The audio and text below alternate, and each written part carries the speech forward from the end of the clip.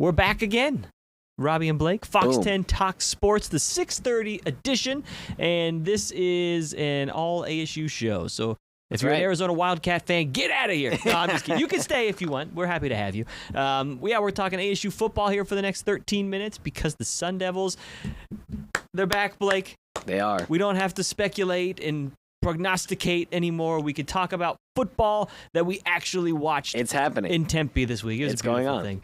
And it has been a roller coaster 3 days, I guess you would say, for the Sun Devils. They had what Kenny Dillingham said was the best first day of fall camp he's ever had at ASU in his 3 years, followed up by what he said was one of the worst practices he's had as the head coach of ASU. Not in terms of execution, but just in the guys' energy and their passion. And then today you were out there, and it seemed like Kenny was happier again today. Yes, yeah. Better response from the team today. Kenny really talked about the key for this team is maintaining the edge. It's been the talk of the offseason of fighting complacency for ASU. I mean, when you are a program that was expected to do nothing and now you're expected to do everything, it's such a jarring juxtaposition of expectations for this team. And it's hard to not get complacent as the champs. So it's finding that edge again and still playing free, not feeling like there's a pressure or a target on your back, but just focusing on the as they say, the day-to-day, each and every day. But it really is the mindset you got to have. You can't get too outside of your bubble or realm of possibilities. And Kenny's just really trying to keep that edge and that grit and mentality, which is ultimately what got ASU to the Big 12 championship in the CFP, is because they fueled off the doubt.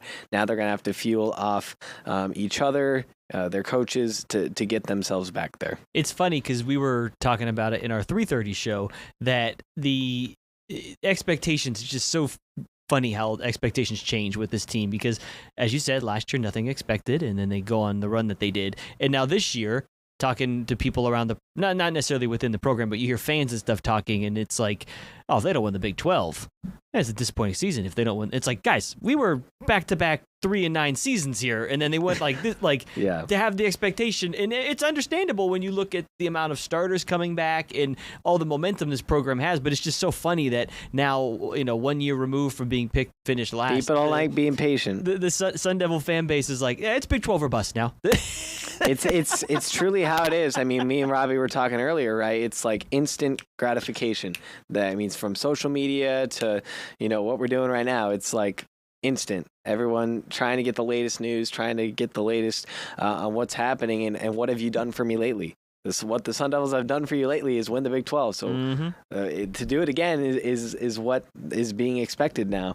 But just to take it into the perspective of what's going on right now, they have the pieces to do it. Oh, 110%. They have the talent to do it. It's going to be a different style, folks. It's not going to be, they're going to still run the ball, but it's not going to be punch mouth Cam Scattaboo football for 4 quarters. And not that it was last season, but it was a lot of that. Sometimes it almost necessitated itself. Yeah. Because he was, honestly, that's kind of what Kenny said happened yesterday when he said the team didn't have the energy and the passion he was hoping for them to carry in the second practice. He said last year it was guys like Cam when the offense was in a funk or the team was in a funk that Scattaboo would just be like, guys, what the heck are we doing? I mean, Scattaboo, he's just the ultimate alpha. Yes. But now I feel like we've already been seeing it a little bit in practice. It's going to be a lot more, how do you win games? You play and cater towards your best players. Mm-hmm. And Sam Levitt and Jordan Tyson probably on the same level, ASU's best players, 1A, 1B. And so you're going to cater to that duo. The passes that Sam Levitt has had in practice behind closed doors, folks, oof, he's looking good. And the catches that Jordan Tyson has had have been equally as impressive. It's funny because it is true, the first practice of fall, I mean, you could even see it with the naked eye. The first practice was great, and the second practice was not as good. But that first practice, you could have told me that was week 7 of the season, and I would have believed you because it did not look like a first practice for a college football team with just how crisp everything was. Yeah. No receivers were dropping passes. I mean, they were dialed in. And I want to talk about Sam and Jordan Tyson and their connection in a second, but you were out there today and there was probably half the NFL sent scouts to. Yeah. They've been out there all week, but today seemed like the biggest number from what you said when you were out there. And there was a guy that you said caught their eye, and that'd be the freshman tight end, A.J. Ia, when they got out there. Obviously, these scouts are going more than likely to keep an eye on some of the linemen. There's a lot of seniors on the Sun Devil team, but a lot of eyes on Sam Levitt and Jordan Tyson. But you said they got out there and they're like, looking at the depth chart, who is this kid? Like, yeah, I mean, for those of you who don't know, and you probably don't know yet because you haven't seen him in person, because most of you guys, if you weren't able to make it out to the spring public practice, haven't seen him. AJ Ia, this dude is a monster. He's a grown man. He is 6'6", near 250 pounds. And he's like 18 years old, and right? he's like 18 years old. This kid had like 22 Division I offers, USC, Notre Dame, Penn State, you name it. He chose to come to ASU because Jason Mons is an elite recruiter. He has totally... And an elite human being. I mean, absolutely. Very nice guy. Donuts for Dubs. Great story by Robby on that one. But they're branding it TE, like tight end. Tempe. I like that. So, I'll buy one of those shirts. Yeah, so it's starting to become a thing. And I was talking with Chris Cartman, who's been covering ASU for over 20 years, and he said this might be the deepest tight end room ASU's ever had. I 100% can believe that. Because they got Shimon Mateer. They went out and got a Kentucky transfer named Kamari Anderson. He's pretty solid. They've been trading reps at the ones. And then AJ Ia with the twos. But AJ Ia, come time that NFL scouts can actually draft him, oh boy, he might be up there, folks. You alluded to it at the beginning, and I don't want to shortchange the defense, but it's not boring is probably the wrong word, but like it's the same as last year. They've added some new pieces, but if you watched the Sun Devils defense last year, you know what to expect. I will say the energy and the passion seems to be even more intensified from last year. I would agree with that. I would agree with that. Kenny actually, on that day where he was ripping up the offense, he was mainly ripping up the offense for their bad day on that day too. But he specifically pointed out Jordan Crook on defense. He's their middle linebacker, and he was impressed by his passion, his competitiveness. So he's going to be one of those alpha middle linebackers. And I started looking at Jordan Crook today. He was hyping his teammates up. And Javen Robinson, he also pointed out at corner, has really been getting some more energy. So I think the vocal leadership on defense is really the biggest difference this year. And in the closed portion where we can watch what we can't film, there was a couple plays where Crooks, if they were in full pads, would have just destroyed a human being. And not for anybody's fault other than he was just in the right play. He was instinctually just ready for the play. So he could be big things for him this season.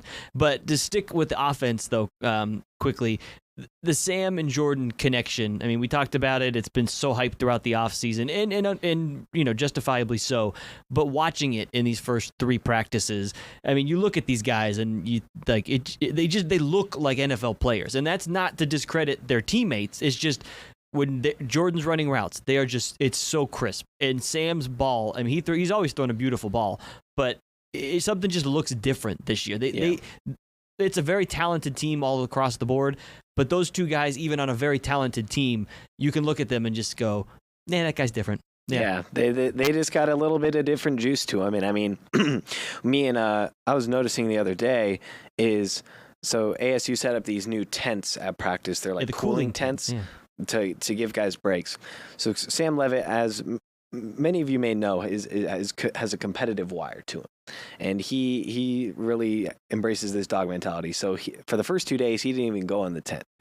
And then he was the first guy to run back onto the field for the next drill.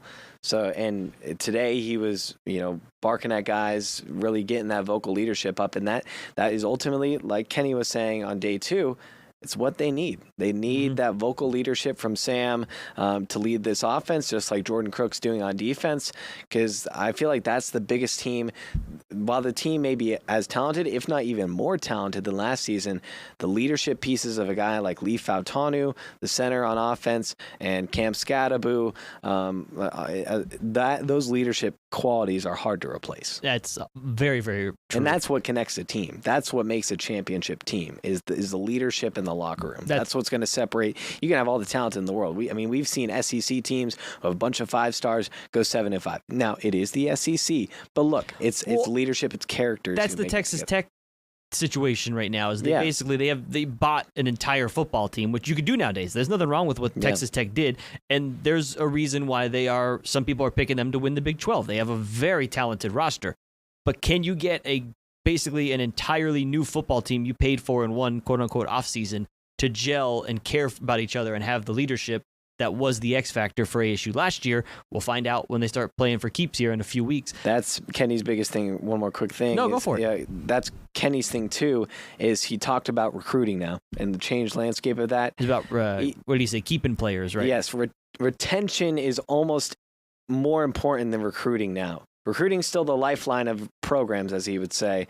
but retaining those players once you recruit them is the more crucial part, because look, you can get a guy on campus for a year, but most freshmen aren't playing in college football unless you look like AJ Ia. I mean, come on.